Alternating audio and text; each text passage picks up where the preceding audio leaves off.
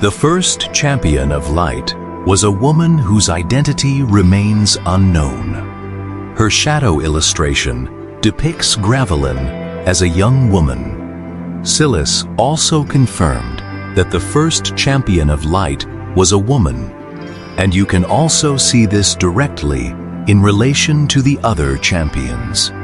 Here, only gender is mentioned without revealing their race. So far, we know Gaheris and Glace. Then there's the champion of fire, who is a little girl, if I'm not mistaken.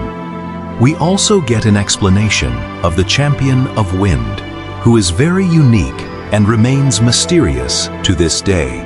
Entering the next champion of light, he was a drow named Sudryal. Who would have thought that a drow would become a champion, even a champion of light, who was the complete opposite of his appearance?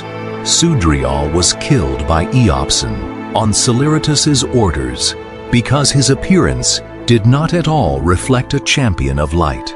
At that time, Eopson received the order when he was just born or created. Even so, Sudryal did not blame Eopson because his appearance was like a newborn baby and did not yet know what was good and what was bad. Moving on to the next champion of light, Uisun.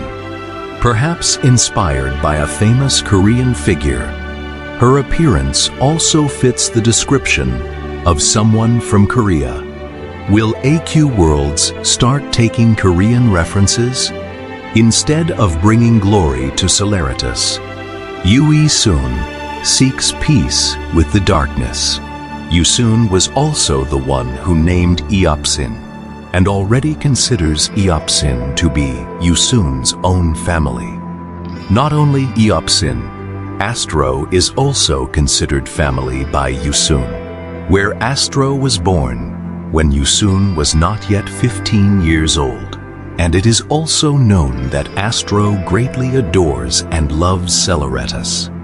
Moving on to the next champion of light, named Dagnah, who looked like a barbarian warrior.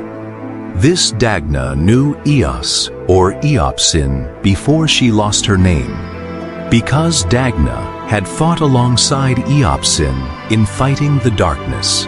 Even so, this Dagnah was greatly hated by Celeritus followers, because, again, her figure was barbaric and did not reflect the champion of light who should be.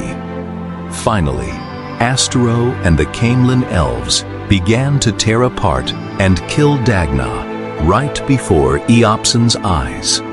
Although Dagnah had fought as hard as she could, it was still not enough for Celeritus. After Dagnah's death, Cortain became the champion of light. This may be a reference to the legendary sword from France, as her figure is depicted as a knight with the identity of Swordhaven. Although Swordhaven supposedly didn't exist during Cortain's time, this may have been a temporary appearance. This Cortain truly reflects the champion of light himself. Cortain was very loyal to Celeritus. However, because he was too obedient and blinded by the light, he eventually experienced an incident or accident that resulted in his death. After Cortain's death, the next champion of light was Lynaria. You probably already know a lot about Lynaria, so I won't go into detail. Here, we learn that Lynaria never met Eos or Eopsin, the Titans of Light. We also learn that Celeritus disliked the first Titan of Light, so Celeritus destroyed it, and the pieces were combined with a regular light elemental, giving birth to Eopsin, the second Titan of Light. After Lynaria's death, the current champion of light is Gravelyn, the leader of the Shadow Scythe and Lynaria's daughter. This was revealed during AQ World's Zombie, and Gravelyn began to realize that she was the champion of light, a complete departure from her true identity. I probably won't elaborate further, as some of you are already familiar with Gravelyn's journey to this point.